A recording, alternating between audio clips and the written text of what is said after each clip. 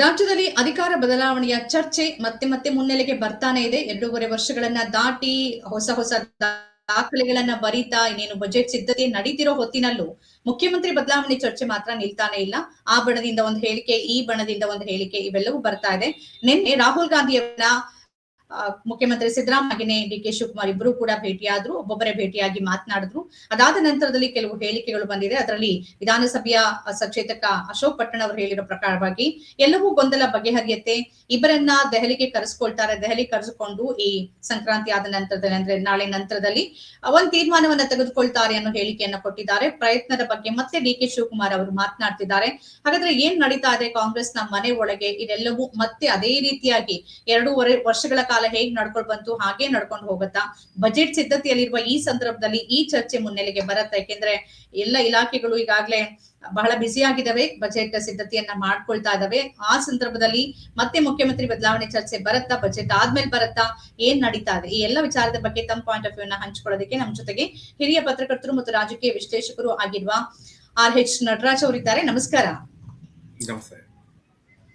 ಮುಗಿಯದ ಅಧ್ಯಾಯ ಮತ್ತೆ ಚರ್ಚೆಗೆ ಬರ್ತಾ ಇದೆ. ನಿನ್ನೆ ಭೇಟಿನೂ ಬೇರೆ ಬೇರೆ ಆಯಾಮವನ್ನ ಪಡ್ಕೊಳ್ತಾ ಇದೆ. ಈ ಭೇಟಿ ಸಂದರ್ಭದಲ್ಲಿ ಏನಾದ್ರೂ ಚರ್ಚೆ ಆಗಿದೆಯಾ? ತಮಗಿರುವ ಮೂಲಗಳ ಮಾಹಿತಿಯ ಪ್ರಕಾರವಾಗಿ ಮುಖ್ಯಮಂತ್ರಿ ಅಥವಾ ಹುದ್ದೆ ಬದಲಾವಣೆ ಚರ್ಚೆ ಮುಂದಕ್ಕೆ ಹೋಗತ್ತಾ ಅಥವಾ ಅದಕ್ಕೊಂದು ಸ್ಟಾಪ್ ಬೀಳತ್ತಾ? ಏನ್ ನಡೀತಾ ಇದೆ? ಮಂಜುಳಾ, ಇಲ್ಲಿವರೆಗೆ ಏನ್ ಚರ್ಚೆ ನಡೀತಾ ಇತ್ತು ಅಂತ ಹೇಳಿದ್ರೆ, ರಾಜ್ಯದಲ್ಲಿ ನಡೀತಾ ಇರುವಂತ ಈ ಅಧಿಕಾರ ಹಸ್ತಾಂತರ ಮತ್ತೆ ಸಂಪುಟ ಪುನಾರಚನೆ, ಈ ಎರಡು ವಿಷಯಗಳು ಕಾಂಗ್ರೆಸ್ಸಿನಲ್ಲಿ ಮತ್ತೆ ರಾಜಕೀಯ ಆಸಕ್ತರಲ್ಲಿ ತುಂಬಾ ಕುತೂಹಲನ ಮೂಡಿಸಿತ್ತು. ಈ ಬೆಳವಣಿಗೆಗಳಿಗೆ ಒಂದು ಚಕ್ ಅಂತ ಅಥವಾ ಒಂದು ಇತಿಶ್ರೀ ಎಲ್ಲಾಡುತ್ತೆ ಅಂತ ಹೇಳಿದ್ರೆ, ಈ ಇಬ್ರು ನಾಯಕರು, ಉಪಮುಖ್ಯಮಂತ್ರಿ ಮತ್ತೆ ಮುಖ್ಯಮಂತ್ರಿ ಇಬ್ರು ನಾಯಕರು ಒಟ್ಟಾಗಿ ರಾಹುಲ್ ಗಾಂಧಿ ಅವರನ್ನ ಭೇಟಿ ಮಾಡಿದ ನಂತರ ಇದಕ್ಕೊಂದು ಬಗೆಹರಿಯುತ್ತೆ, ಎಲ್ಲ ಇತ್ಯರ್ಥಗೊಳ್ಳುತ್ತೆ ಅನ್ನುವಂತ ನಿರೀಕ್ಷೆ ಇತ್ತು. ಸಹಜವಾಗಿ ಒಟ್ಟಾಗಿ ಇಬ್ರು ನಾಯಕರು ಹೋದ್ರು ಬೆಂಗಳೂರಿನಿಂದ ಮೈಸೂರಿಗೆ ವಿಶೇಷ ವಿಮಾನದಲ್ಲಿ ಬಂದಂತ ರಾಹುಲ್ ಗಾಂಧಿ ಅವರನ್ನ ಭೇಟಿ ಮಾಡ್ಲಿಕ್ಕೆ. ಪ್ರತ್ಯೇಕವಾಗಿ ಭೇಟಿ ಮಾಡಿದ್ರು, ಮತ್ತೆ ಪ್ರತ್ಯೇಕವಾಗಿ ವಾಪಸ್ ಬಂದ್ರು. ಅಷ್ಟು ಬಿಟ್ರೆ ಬೇರೆ ಏನೂ ಆಗಿಲ್ಲ. ಅಂದ್ರೆ ಮುಖ್ಯಮಂತ್ರಿಗಳ ಜೊತೆ ಮಾತಾಡುವಾಗ ಕೇವಲ 1-2-3 ನಿಮಿಷ ಜೊತೆ ಮಾತಾಡಿದ್ದಾರೆ. ನನಗೆ ಗೊತ್ತಿರೋ ಲೆಕ್ಕಾಚಾರದಲ್ಲಿ ಮುಖ್ಯಮಂತ್ರಿಗಳು ಆ 1-2 ನಿಮಿಷದಲ್ಲಿ ಏನೋ ದೊಡ್ಡದಾಗಿ ಸಂಪುಟ ವಿಸ್ತರಣೆ ಮತ್ತೆ ಮುಂಬರುವ ಬಜೆಟ್ ಈ ತರ ಯಾವುದೂ ಚರ್ಚೆ ನಡೆದಿರಲ್ಲ. ಬಹುತೇಕ ಉಭಯ ಕುಶಲೋಪರಿ ಬಿಟ್ರೆ ಬೇರೆ ಏನೂ ನಡೆದಿರಲ್ಲ. ಆದ್ರೆ ಉಪಮುಖ್ಯಮಂತ್ರಿಗಳು ಮಾತ್ರ ಮುಖ್ಯಮಂತ್ರಿಗಳ ಜೊತೆ ಮಾತಾಡುವ ಸಮಯದಲ್ಲೇ ನನಗಾಗಿ 1-2 ನಿಮಿಷ ಸಮಯಾವಕಾಶ ಕೊಡಿ ಅಂತೇಳಿ ಮತ್ತೆ ಪ್ರತ್ಯೇಕವಾಗಿ ಅವರು 2 ನಿಮಿಷ ಒಂದ್ ಸ್ವಲ್ಪ ಸಮಯ ಮಾತನಾಡಿದ್ದಾರೆ. ಆ ಮಾತಾಡುವಂತ ಸಮಯದಲ್ಲಿ ನಾವು ಆ ಬಾಡಿ ಲ್ಯಾಂಗ್ವೇಜ್ ಅನ್ನ ಗಮನಿಸಿದಾಗ ಉಪಮುಖ್ಯಮಂತ್ರಿಗಳು ಸಾಕಷ್ಟು ಮಾತನ್ನ ಹೇಳ್ತಾರೆ. ಆದ್ರೆ ರಾಹುಲ್ ಗಾಂಧಿ ಯಾವುದೇ ರೀತಿಯಾದ ಪ್ರತಿಕ್ರಿಯೆಯನ್ನ ಕೊಡಲ್ಲ. ಅವರು ತಲೆ ಆಡಿಸ್ತಾ ಇರೋದು ಮತ್ತೆ ಅವರು ನೋಡಿದಾಗ ಕೇಳಿಸ್ಕೊಳ್ತಾರೆ. ಅದನ್ನ ಕೇಳಿಸ್ಕೊಂಡ ನಂತರದಲ್ಲಿ ಅಷ್ಟಕ್ಕೆ ಮುಗಿಯುತ್ತೆ. ಅದಾದ್ಮೇಲೆ ನೀವೆಲ್ಲ ಗಮನಿಸಿರ್ಬೋದು, ಉಪಮುಖ್ಯಮಂತ್ರಿಗಳು ಒಂದು ಸ್ಟೇಟಸ್ ಅನ್ನ ಹಾಕೊಂಡಿದ್ದಾರೆ. ಪ್ರಯತ್ನ ಫಲಿಸದಿರಬಹುದು, ಆದ್ರೆ ಪ್ರಾರ್ಥನೆ ಫಲಿಸುತ್ತದೆ ಅಂತ. ಅದು ಯಾವ ಅರ್ಥದಲ್ಲಿ ಹೇಳಿದಾರೋ ಏನೋ ಗೊತ್ತಿಲ್ಲ. ಲಿಟರಲಿ ಸ್ಪೀಕಿಂಗ್ ಏನು ಅಂತ ಹೇಳಿದ್ರೆ, ಪ್ರಾರ್ಥನೆ ಅಂದ್ರೆ ನಾನು ನೀವು ಎಲ್ಲರೂ ಪ್ರಾರ್ಥನೆ ಮಾಡ್ಬೋದು, ಆ ಪ್ರಾರ್ಥನೆಗಳು ಎಲ್ಲರ ಪ್ರಾರ್ಥನೆಗಳು ಈಡೇರುತ್ತಾ? ಆದ್ರೆ ವಾಸ್ತವವಾಗಿ ಪ್ರಾರ್ಥನೆಗಳಿಗಿಂತ ಪ್ರಯತ್ನವೇ ಯಾವಾಗ್ಲೂ ಈಡೇರಿಸೋದು. ಮರಳಿ ಯತ್ನವ ಮಾಡು ಅಂತ ಪ್ರಯತ್ನ ಮಾಡ್ತಾ ಇದ್ರೆ ಮಾತ್ರ ಅದಕ್ಕೆಲ್ಲ ಒಂದು ಧಾರ್ಮಿಕ ವ್ಯಕ್ತಿ ಇದನ್ನ ಮೊದ್ಲಿಂದಲೂ ಹೇಳ್ತಾ ಇದ್ದಾರೆ. ಪ್ರಯತ್ನ ಆಗದೇ ಇದ್ರು ಪ್ರಾರ್ಥನೆ ಯಶಸ್ಸಿನ ಕಡೆ ಕೊಂಡೊಯ್ಯುತ್ತೆ ಅಂತ. ಧಾರ್ಮಿಕವಾಗಿ ಅವ್ರು ಅದನ್ನ ಮಾತಾಡ್ತಾನೆ ಇರ್ತಾರೆ, ಮೊದ್ಲಿಂದಲೂ ಅದನ್ನ ಮಾತಾಡ್ತಾರೆ. ಡಿಕೆ ಖಂಡಿತ ಕಾಂಗ್ರೆಸ್ ನಲ್ಲಿ 140 ಜನ ಶಾಸಕರಿದ್ದಾರೆ. 140 ಜನ ಶಾಸಕರಲ್ಲಿ ಮಂತ್ರಿಗಳಾಗಿರೋರ್ನ ಮುಖ್ಯಮಂತ್ರಿಗಳಾಗಿರೋ ಬಿಟ್ರೆ ಉಳಿದಂತೆ 100 ಜನ ನಾನು ಮಂತ್ರಿ ಆಗ್ಬೇಕು, ಮುಖ್ಯಮಂತ್ರಿ ಆಗ್ಬೇಕು ಅಂತ ಪ್ರತಿಯೊಬ್ರು ಅವ್ರವ್ರ ತೋರಿಸಿದಂಗೆ ಪ್ರಾರ್ಥನೆ ಮಾಡ್ತಾರೆ. ಹಾಗಾಗಿ ಎಲ್ಲರ ಪ್ರಾರ್ಥನೆನೂ ಈಡೇರ್ಲಿಕ್ಕೆ ಆಗಲ್ಲ, ವಿಶೇಷ ಏನಾದ್ರು ಆಗಿದ್ರೆ. ಆದ್ರೆ ಅದಕ್ಕೆ ಪ್ರಯತ್ನ ಪಟ್ರೆ ಆ ತರದ್ದಾಗತ್ತೆ. ಇಲ್ಲಿ ಡಿ.ಕೆ. ಶಿವಕುಮಾರ್ ಅವರು ಅಂತ ಪ್ರಯತ್ನವನ್ನ ಮಾಡಿದರೆ, ಆ ಪ್ರಯತ್ನ ಬಗ್ಗೆ ಅವರೇ ಹೇಳಿರೋದ್ರಿಂದ ಮುಂದೆ ಏನಾಗುತ್ತೆ ಅನ್ನೋದು ನಾವು ಫಿಲ್ ಇನ್ ದ ಬ್ಲಾಂಕ್ಸ್ ಅನ್ನ ನೀವೇ ಫಿಲ್ ಮಾಡ್ಕೊಳ್ಬಹುದಾಗತ್ತೆ. ಆದ್ರೆ ಈಗಿರುವಂತ ಚರ್ಚೆ ಏನು ಅಂತ ಹೇಳಿದ್ರೆ, ಈಗಾಗಲೇ ವಿಧಾನಮಂಡಲದ ಅಧಿವೇಶನ ದಿನಾಂಕ ಘೋಷಣೆ ಆಯ್ತು. ಅದಾದ ನಂತರದಲ್ಲಿ ಬಜೆಟ್ ಬಗ್ಗೆನೂ ಮುಖ್ಯಮಂತ್ರಿಗಳು ಹೇಳಿದ್ದಾರೆ, ಬಜೆಟ್ ಯಾವಾಗ ಮಂಡನೆ ಮಾಡ್ತೀವಿ ಅಂತ. ಹೀಗಿರುವಂತ ಸಮಯದಲ್ಲಿ ಯಾವುದೇ ಬದಲಾವಣೆಗಳು ಆಗಲ್ಲ, ಯಥಾಸ್ಥಿತಿ ಹಾಗೆ ಮುಂದುವರಿಯುತ್ತೆ. ಇವರು ಹೇಳ್ಬೇಕಾದನ್ನ ರಾಹುಲ್ ಗಾಂಧಿ ಅವ್ರಿಗೆ ಹೇಳಿದ್ದಾರೆ. ರಾಹುಲ್ ಗಾಂಧಿ ಅವರು ತಮಗೆ ಸರಿ ಅನಿಸಿದಾಗ ಅಥವಾ ತಮಗೆ ಸೂಕ್ತ ಅನಿಸಿದಾಗ ಇವ್ರನ್ನ ಕರೆದು ಮಾತನಾಡ್ತೀವಿ ಎನ್ನುವುದನ್ನ ಹೇಳಿದ್ದಾರೆ. ಉಳಿದಂತೆ ಮುಖ್ಯಮಂತ್ರಿಗಳು ಹೇಳಿದಾಗ ಏನ್ ಹೇಳಬೇಕು, ಶಾಸಕರುಗಳಿಗೆ ಕೆಲವು ಅರಿವಿರಲ್ಲ ಹೈಕಮಾಂಡ್ ಏನ್ ಹೇಳುತ್ತೆ, ಹೈಕಮಾಂಡ್ ಮಾಹಿತಿ ಏನು ಅಂತ. ಹಾಗಾಗಿ ಅವ್ರಿಗೆ ತೋರಿಸಿದಾಗ ಹೇಳ್ತಾರೆ, ಗೊಂದಲಗಳಾಗುತ್ತೆ ಅಂತ. ಹಾಗೆ PM ಅಶೋಕ್ ಅವರು ಹೇಳಿರೋದು ಕೂಡ ಅದೇ ರೀತಿಯಲ್ಲಿ ಇರ್ಬೋದು. ಯಾರು ಕೂಡ ರಾಹುಲ್ ಗಾಂಧಿ ಅವರು ಏನ್ ಹೇಳಿದ್ದಾರೆ ಅಂತೇಳಿ, ಇಬ್ಬರೇ ಇದ್ದವರಲ್ಲಿ ಒಂದು ಉಪಮುಖ್ಯಮಂತ್ರಿಗಳು ಮತ್ತೆ ರಾಹುಲ್ ಗಾಂಧಿ ಅವರು, ಇಬ್ಬರಲ್ಲಿ ಯಾರಾದ್ರೂ ಒಬ್ರು ಬಂದು ಅದನ್ನ ಎಕ್ಸ್ಪ್ರೆಸ್ ಮಾಡ್ಬೇಕಿತ್ತು. ಆದ್ರೆ ಉಪಮುಖ್ಯಮಂತ್ರಿಗಳು ಇಲ್ಲಿವರೆಗೆ ಏನೂ ಹೇಳಿಲ್ಲ. ಹಂಗಾಗಿ ಯಾವ ಚರ್ಚೆ ನಡೆದಿದೆ ಅಂತ ಯಾರಲ್ಲೂ ಸ್ಪಷ್ಟತೆ ಇಲ್ಲ. ಹಾಗಾಗಿ ಅವರವರ ತನಿಖೆ ಹೇಳ್ಕೊಳ್ತಾ ಆಗ್ತಿದ್ದಾರೆ. ಈ ಬೆಳವಣಿಗೆ ಏನು ಅಂತ ಹೇಳಿದ್ರೆ ಒಂದು ಕುತೂಹಲದ ಬೆಳವಣಿಗೆ ಅಂದ್ರೆ 22ನೇ ತಾರೀಕು ವಿಧಾನಮಂಡಲದ ಅಧಿವೇಶನ ಆಗುತ್ತೆ. ಕರ್ನಾಟಕದ ರಾಜ್ಯಪಾಲರು, ಬಿಜೆಪಿಯ ಹಿರಿಯ ನಾಯಕರು, ಕರ್ನಾಟಕದ ರಾಜ್ಯಪಾಲರು ಅವರು ಬಿಜೆಪಿ ನೇತೃತ್ವದ ಕೇಂದ್ರ ಸರ್ಕಾರ, ಎನ್ಡಿಎ ಸರ್ಕಾರ ಜಾರಿ ತಂದಿರುವಂತಹ ವಿಬಿಜಿ ರಾಮ್ಜಿ ಯೋಜನೆ ಏನಿದೆ ಅದ್ರ ವಿರುದ್ಧ ಮಾತಾಡುವಂತ ಒಂದು ಸಂಕಷ್ಟ ಪರಿಸ್ಥಿತಿಯನ್ನ ರಾಜ್ಯ ಸರ್ಕಾರ ತಂದೊಡ್ಡಿದೆ. ಏನು ಅಂತಂದ್ರೆ ಅವರು ಮನರೇಗಾ ಅಂದ್ರೆ ಮಹಾತ್ಮ ಗಾಂಧಿ ಗ್ರಾಮೀಣ ಉದ್ಯೋಗ ಖಾತ್ರಿಯನ್ನ ಬೆಂಬಲಿಸಿ ಕೇಂದ್ರ ಸರ್ಕಾರದ ವಿಬಿಜಿ ರಾಮ್ಜಿ ಏನು ಮಸೂದೆ ಇದೆ ಅದನ್ನ ವಿರೋಧಿಸಿ ಅವರು ರಾಜ್ಯಪಾಲರು ಭಾಷಣ ಮಾಡಬೇಕಾಗುತ್ತೆ. ಇದು ಒಂದು ರಾಜಕೀಯವಾದಂತ ಒಂದು ಹೊಸ ತಂತ್ರಗಾರಿಕೆ. ಇದೊಂದು ಕುತೂಹಲಕಾರಿ ಘಟ್ಟ. ಈಗ ರಾಜ್ಯಪಾಲರು ರಾಜ್ಯ ಸರ್ಕಾರ ಬರೆದುಕೊಟ್ಟಂತ ಭಾಷಣವನ್ನ ಬಹುಶಃ ತಮಿಳ್ನಾಡಲ್ಲಿ ಅನ್ಸುತ್ತಲ್ಲ, ರವಿ ಅವರು ಇದ್ದ ಸಂದರ್ಭದಲ್ಲಿ ಏನೋ ಭಾಷಣ ಓದ್ಲಿಲ್ಲ, ಆ ತರದ್ದೇನೋ ಆಗಿತ್ತು. ಆ ತರದ ಸಾಧ್ಯತೆ ಇದೆಯಾ? ಏನ್ ಅನ್ಸುತ್ತೆ ನಟರಾಜ್ ಅವರೇ? ಸಾಮಾನ್ಯವಾಗಿ ಈ ರವಿ ಅವರ ಪ್ರಕರಣವನ್ನ ಮತ್ತೆ ಕೇರಳದಲ್ಲಿ ನಡೆದಂತ ಒಂದು ಪ್ರಕರಣ ಹೊರತುಪಡಿಸಿದ್ರೆ ಅದು NEP ಸಂಬಂಧಪಟ್ಟಂತೆ, ರಾಷ್ಟ್ರೀಯ ಶಿಕ್ಷಣ ನೀತಿ ಮತ್ತೆ ನೀಟ್ಗೆ ಸಂಬಂಧಪಟ್ಟಂತೆ ಅಲ್ಲಿನ ರಾಜ್ಯಪಾಲರು ತಮ್ಮದೇ ಆದಂತಹ ಅಂಶವನ್ನ ಸೇರ್ಪಡೆ ಮಾಡಿ ಓದಿದ್ರು. ಆದ್ರೆ ಇಲ್ಲಿವರೆಗೆ ಬಂದಿರುವಂತ ಸಂಪ್ರದಾಯ ಮತ್ತೆ ನಿಯಮ ಏನಿರುತ್ತೆ ಅಂದ್ರೆ ರಾಜ್ಯ ಸರ್ಕಾರ ಏನ್ ಭಾಷಣವನ್ನ ಬರ್ಕೊಡುತ್ತೆ ಆ ಭಾಷಣವನ್ನ ರಾಜ್ಯಪಾಲರು ಓದಬೇಕು. ಓದದೆ ಹೋದ್ರೆ ನಾನು ಓದಿರುವುದಾಗಿ ಭಾವಿಸತಕ್ಕದ್ದು ಅಂತ ಟೇಬಲ್ ಮಾಡ್ಬೇಕು. ದಟ್ ಮೀನ್ಸ್ ಅದು ಅವ್ರು ಓದಂತೆ ಲೆಕ್ಕ ಆಗುತ್ತೆ. ಹಾಗಾಗಿ ರಾಜ್ಯ ಸರ್ಕಾರ ತುಂಬಾ ಯೋಜಿತ ನಡೆಯನ್ನ ಇಟ್ಕೊಂಡಿದೆ. ಯಾಕೆಂದ್ರೆ ಬಿಜೆಪಿ ಒಬ್ಬ ಪ್ರಭಾವಿ ನಾಯಕರು ತಾವರ್ ಚಂದ್ ಗೆಹ್ಲೋಟ್ ಅವರು ಈಗ ರಾಜ್ಯಪಾಲರಾಗಿ ಬಂದಿದ್ದಾರೆ. ಅವರ ಬಾಯಲ್ಲಿ ಅವರದೇ ಸರ್ಕಾರ ಅವರದೇ ಪಕ್ಷದ ತೀರ್ಮಾನವನ್ನ ವಿರೋಧಿಸುವಂತ ಪ್ರಯತ್ನವನ್ನ ಮಾಡುತ್ತೆ.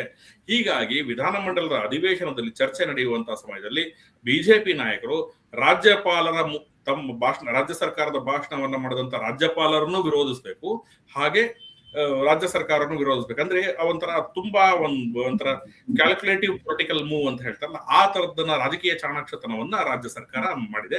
ಹಾಗಾಗಿ ಎಲ್ಲರ ಚರ್ಚೆ ಈಗ ಮನ್ರೇಗಾ ಯಾವ ರೀತಿ ತಗೊಂಡೋಗ್ಬೇಕು, ಅದಕ್ಕೆ ಜನಾಂದೋಲನ ಹೇಗ್ ಮಾಡಬೇಕು, ಬಿಜೆಪಿ ಹೇಗೆ ಎದುರಿಸ, ಈ ರೀತಿಯಾದಂತಹ ಚರ್ಚೆಯಲ್ಲಿ ನಡೆಯುತ್ತೆ. ಹಾಗಾಗಿ ಮುಖ್ಯಮಂತ್ರಿಗಳ ಬದಲಾವಣೆ, ಸಂಪುಟ ಪುನರಚನೆ ಅಂತ ಯಾವುದೇ ಬೆಳವಣಿಗೆಗಳು ಮಾರ್ಚ್ 31ರವರೆಗೆ ಅಂದ್ರೆ ಬಜೆಟ್ ಮುಗಿಯುವವರೆಗೆ ನಡೆಯಲ್ಲ. ಅಲ್ಲಿವರೆಗೆ ಚರ್ಚೆಗಳು ನಡೀತಾ ಇರುತ್ತೆ ಅನ್ನೋದು ನನ್ನ ಫೀಲಿಂಗ್. ಈಗ ಪ್ರಯತ್ನದ ಬಗ್ಗೆ DK ಶಿವಕುಮಾರ್ ಮಾತಾಡಿರೋದ್ರಿಂದ ಅವರ ಪ್ರಯತ್ನ ಅಂತೂ ನಿಲ್ಲೋದಿಲ್ಲ, ಅದಂತೂ ಪಕ್ಕ. ನೀವು ಬಜೆಟ್ ಆದ್ರೂ ಆಗ್ಲಿ, ವಿಶೇಷ ಅಧಿವೇಶನ ಆಗ್ಲಿ, ಎಲ್ಲಿ ಏನ್ ಪ್ರಯತ್ನ ಮಾಡ್ಬೇಕು ಅವ್ರು ಮಾಡ್ತಾರೆ.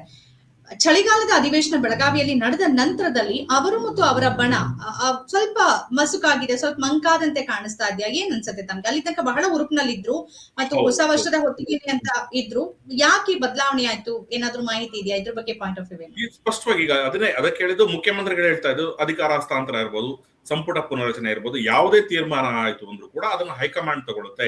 ಹೈಕಮಾಂಡ್ ನಿರ್ಧಾರಕ್ಕೆ ನಾನು ಬದ್ಧ ಅನ್ನುವಂತ ಮಾತನ್ನ ಪದೇ ಪದೇ ಇವನ್ ನಿನ್ನೆಯೂ ಕೂಡ ಅದನ್ನೇ ಹೇಳಿದ್ದಾರೆ. ಹಾಗಾಗಿ ಅವ್ರ ನಂತರದಲ್ಲಿ ಇವರು ಉಪಹಾರ ಕೂಟ ಹಾಕಿ ನಡೆಸಿದ್ರು. ಅನಂತರದ ಇಬ್ಬರು ನಾಯಕರು ಹೇಳಿದ್ರು ಹೈಕಮಾಂಡ್ ನಿರ್ಧಾರಕ್ಕೆ ಬದ್ಧ ಅಂತ. ಹಾಗಾಗಿ ಹೈಕಮಾಂಡ್ ಯಾವ ತೀರ್ಮಾನ ತಗೊಳುತ್ತೋ ಅನ್ನೋದು, ಈ ಶಾಸಕರು ಎಷ್ಟೇ ಪ್ರಯತ್ನ ಮಾಡಿದ್ರು, ಮಂತ್ರಿಗಳು ಎಷ್ಟೇ ಪ್ರಯತ್ನ ಮಾಡಿದ್ರು, ಅಂತಿಮವಾಗಿ ಹೈಕಮಾಂಡ್ ತೀರ್ಮಾನ ತಗೊಳ್ಬೇಕು. ಹೈಕಮಾಂಡ್ ಅಂತ ಹೇಳಿದ್ರೆ ಯಾರು? ಈಗ ಅಲ್ಟಿಮೇಟ್ಲಿ ರಾಹುಲ್ ಗಾಂಧಿ. ಯಾಕೆ ಅಂತ ಹೇಳಿದ್ರೆ AICC ಅಧ್ಯಕ್ಷರಾದಂತಹ ಮಲ್ಲಿಕಾರ್ಜುನ ಖರ್ಗೆ ಅವರು ಈಗಾಗಲೇ ಒಂದು ಮಾತನ್ನ ಹೇಳಿದ್ದಾರೆ, ಇದು ರಾಜ್ಯ ಮಟ್ಟದಲ್ಲಿ ನೀವೇ ಹುಟ್ಟಿ ಹಾಕೊಂಡಿರುವಂತ, ಹಾಗಾಗಿ ನೀವೇ ಬಗೆಹರಿಸ್ಕೊಳ್ಬೇಕು, ಅಗತ್ಯ ಬಿದ್ದರೆ ಹೈಕಮಾಂಡ್ ಮಧ್ಯ ಪ್ರವೇಶ ಮಾಡುತ್ತೆ ಅನ್ನುವಂತ ಮಾತನ್ನ ಹೇಳಿ ಅವರು ತಮ್ಮ ಕೈ ಚೆಲ್ಲಿದ್ದಾರೆ. ಹಾಗಾಗಿ ಈಗ ಅನಿವಾರ್ಯವಾಗಿ ರಾಹುಲ್ ಗಾಂಧಿ ಅವರಿಗೆ ಏನ್ ಹೇಳ್ಬೇಕು ಅದನ್ನ DK ಶಿವಕುಮಾರ್ ಅವರು ಹೇಳಿದ್ದಾರೆ, ಕಮ್ಯುನಿಕೇಟ್ ಮಾಡಿದ್ದಾರೆ. ಈಗ ಚೆಂಡು ರಾಹುಲ್ ಗಾಂಧಿ ಅವರ ಅಂಗಳದಲ್ಲಿದೆ. ರಾಹುಲ್ ಗಾಂಧಿ ಯಾವ ತೀರ್ಮಾನ ತಗೊಳ್ತಾರೆ ನೋಡ್ಬೇಕು. ಈಗ 16ನೇ ತಾರೀಕು DK ಶಿವಕುಮಾರ್ ಅವರು ಮತ್ತೆ ದೆಹಲಿಗೆ ಹೋಗ್ತಾ ಇದ್ದಾರೆ. ದೆಹಲಿಗೆ ಹೋದಂತ ಸಮಯದಲ್ಲಿ ರಾಹುಲ್ ಗಾಂಧಿ ಅವರ ಭೇಟಿ ಆಗತ್ತಾ ಅಂತ ಮುಂಜಾನೆ ಇಲ್ಲಿ ಒಂದು ಇಂಟ್ರೆಸ್ಟಿಂಗ್ ಏನು ಅಂತ ಹೇಳಿದ್ರೆ, DK ಶಿವಕುಮಾರ್ ಅವರು ಒಂದು ರಾಜ್ಯದ ಪಕ್ಷದ ಅಧ್ಯಕ್ಷ, ಕಾಂಗ್ರೆಸ್ನ ಅಧ್ಯಕ್ಷ. ಅದು ಕಾಂಗ್ರೆಸ್ ರೂಲ್ ಇರುವಂತಹ ಒಂದು ಪ್ರಭಾವಿ ರಾಜ್ಯದ ಅಧ್ಯಕ್ಷ ಅಷ್ಟೇ ಅಲ್ಲ, ಉಪಮುಖ್ಯಮಂತ್ರಿಯಾಗಿ ಪ್ರದೇಶ ಕಾಂಗ್ರೆಸ್ ಅಧ್ಯಕ್ಷರಾಗಿ ಹೋಗಿ ಅವ್ರದೇ ಪಕ್ಷದ ಲೋಕಸಭೆಯ ಪ್ರತಿಪಕ್ಷ ನಾಯಕರನ್ನ ಭೇಟಿ ಮಾಡುವಂಥದ್ದು ಅಂತ ದೊಡ್ಡ ವಿಷಯ ಏನಲ್ಲ. ಯಾಕೆ ಅಂತ ಹೇಳಿದ್ರೆ ಅವರದೇ ಪಕ್ಷದ ನಾಯಕ. ಆದ್ರೆ ಇಲ್ಲಿ ಏನಾಗಿದೆ ಅಂದ್ರೆ ಕೆಲವು ಮಾಧ್ಯಮಗಳಲ್ಲಿ ಅದೊಂದು ದೊಡ್ಡ ಸಾಧನೆ ಅನ್ನೋ ರೀತಿಯಲ್ಲಿ ರಾಹುಲ್ ಗಾಂಧಿ ಅವ್ರನ್ನ DK ಶಿವಕುಮಾರ್ ಭೇಟಿ ಮಾಡ್ತಾರೆ ಅನ್ನೋಂಥದ್ದು ದೊಡ್ಡ ಸಾಧನೆ ಅನ್ನೋ ರೀತಿಯಲ್ಲಿ ಬಿಂಬಿತವಾಗ್ತಿದೆ. ಹಾಗಾಗಿ ಆ ತರದ್ದು ಇಲ್ಲ. ಹಾಗಾಗಿ ಅವ್ರು ಏನ್ ಬೆಳವಣಿಗೆಗಳು ಚರ್ಚೆ ಮಾಡಿದ್ದಾರೆ, ರಾಹುಲ್ ಗಾಂಧಿ ಏನ್ ಕರೆದಿದ್ದಾರೆ, ಮತ್ತೆ ಈ ಮುಂದಿನ ವಾರದಲ್ಲಿ ದೆಹಲಿಯಲ್ಲಿ ಸಭೆಗಳು ಕೂಡ ನಡೀತಾ ಇದೆ ಮನ್ರೇಗಾ ಕುರಿತಂತೆ. ಹಾಗಾಗಿ ಆ ಸಮಯದಲ್ಲಿ ಎಲ್ಲವೂ ಚರ್ಚೆಗಳು ನಡೀಬಹುದು. ಆದ್ರೆ ನನಗೆ ಬಂದಿರುವಂತಹ ಮಾಹಿತಿ ಪ್ರಕಾರ ಬಜೆಟ್ ಅಧಿವೇಶನ ಮುಗಿಯುವವರೆಗೆ ಯಾವುದೇ ರೀತಿಯಾದ ಈಗ ನೀವೇ ಪ್ರಸ್ತಾಪ ಮಾಡಿರೋ ಕಾರಣಕ್ಕಾಗಿ ನಿಜವಾಗಿಯೂ ಮಾಧ್ಯಮಗಳಲ್ಲಿ ಬಿಂಬಿತವಾಗ್ತಿರೋ ರೀತಿಯಲ್ಲಿ ಅಥವಾ ಮಾಧ್ಯಮ ನಿರೂಪಣೆಯ ರೀತಿಯಲ್ಲಿ ಕಾಂಗ್ರೆಸ್ನ ಒಳಗೆ ಕುರ್ಚಿ ಕಾದಾಟವೋ ಅಥವಾ ಅಧಿಕಾರ ಹಸ್ತಾಂತರದ ಚರ್ಚೆ ಅಷ್ಟು ತೀವ್ರವಾಗಿ ನಡೀತಿದ್ಯಾ ಅಥವಾ ನಡಿಬೇಕು ಅಂತ ಈ ನಿರೂಪಣೆ ಅಥವಾ ಈ ಚರ್ಚೆಗಳ ಏನ್ ಅನ್ಸುತ್ತೆ ತಮ್ಗೆ? ಇಲ್ಲ ಚರ್ಚೆ ನಡೀತಾ ಇದೆ. ಅಂದ್ರೆ ಯಾವ ಮಟ್ಟದ ತೀವ್ರತೆ ಇದೆಯಲ್ಲ ಆ ಮಟ್ಟದ ತೀವ್ರತೆ ಇಲ್ಲ. ಯಾಕೆ ಅಂತ ಹೇಳಿದ್ರೆ ಈಗ ಹಲವಾರು ಬೆಳವಣಿಗೆಗಳನ್ನ ನೀವು ಗಮನಿಸಬಹುದು.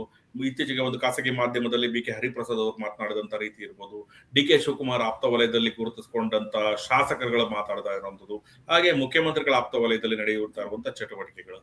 ಯಾವುದೇ ಒಂದು ತೀರ್ಮಾನ ತಗೊಳ್ಳುವಂತ ಸಮಯದಲ್ಲಿ ಕಾಂಗ್ರೆಸ್ ಪಕ್ಷ ಹೈಕಮಾಂಡ್ ಸಾಕಷ್ಟು ಚರ್ಚೆಯನ್ನ ಮಾಡುತ್ತೆ. ಸಿದ್ದರಾಮಯ್ಯ ಅವರನ್ನ ಬದಲಾವಣೆ ಮಾಡಬೇಕು ಅಂತ ಇಟ್ಕೊಳ್ಳಿ. ಯಾಕೆ ಬದಲಾವಣೆ ಮಾಡಬೇಕು? ಏನ್ ಕಾರಣಗಳಿದೆ? ಅವ್ರ ವಿರುದ್ಧ ಯಾವ್ದಾದ್ರು ಗಂಭೀರತರವಾದಂತಹ ಆರೋಪಗಳಿದಾವ, ಅಥವಾ ಬೇರೆ ಏನಾದ್ರು ಅವರಲ್ಲಿ ಆರೋಗ್ಯ ಸಮಸ್ಯೆ ಇದೆಯಾ, ಅಥವಾ ಅವರಿಂದ ಆಗಲ್ಲ ಅನ್ನುವಂಥದ್ದೀಯಾ? ಅದನ್ನು ಹೊರತುಪಡಿಸಿ ಸಿದ್ದರಾಮಯ್ಯ ಅವರ ವ್ಯಕ್ತಿತ್ವಕ್ಕೆ, ಅವರ ರಾಜಕೀಯ ಒಂದು ನಾಯಕತ್ವಕ್ಕೆ ಸರಿ ಸಮಾನಾಗಿರುವಂತ ಅಥವಾ ಅವರಿಗಿಂತ ದೊಡ್ಡ ಮಟ್ಟದ ವ್ಯಕ್ತಿತ್ವ ಅಂತ ಯಾವ್ದಾದ್ರು ಇದೆಯಾ?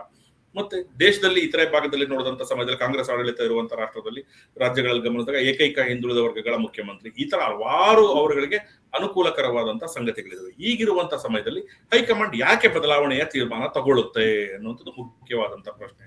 ಒಂದು ವೇಳೆ ಪ್ರಪಂಚದಲ್ಲಿ ಆಗೋದೇ ಆದ್ರೆ ಸ್ವತಃ ಸಿದ್ದರಾಮಯ್ಯ ಅವರೇ ನನಗೆ ಈ ಚುನಾವಣೆ ಸಾಕು, ಹಲವು ಬಾರಿ ಹೇಳಿದ್ದಾರೆ, ನನಗೆ ಈ ಚುನಾವಣೆ ಸಾಕು, ಮತ್ತೆ ನಾನು ಚುನಾವಣೆಯಲ್ಲಿ ಸ್ಪರ್ಧೆ ಮಾಡಲ್ಲ ಅಂತ ಹೇಳಿ ಅದಕ್ಕೆ ಗಟ್ಟಿಯಾಗಿ ನಿಂತ್ಕೊಂಡು ಅಧಿಕಾರವನ್ನ ಡಿ ಕೆ ಶಿವಕುಮಾರ್ ಅವರಿಗೆ ಹಸ್ತಾಂತರ ಮಾಡಿದ್ರೆ ಹೊರತಾಗಿ ಇನ್ ಬೇರೆ ಯಾವ್ದು ಬದಲಾವಣೆಗಳು ಅವರಿಂದ ಅಧಿಕಾರ ಪಡ್ಕೊಳ್ಳುವಂತ ಚಟುವಟಿಕೆಗಳು ನಡೀತಾ ಇಲ್ಲ ಕಾಂಗ್ರೆಸ್ ಪಕ್ಷದ ವಲಯದಲ್ಲಿ.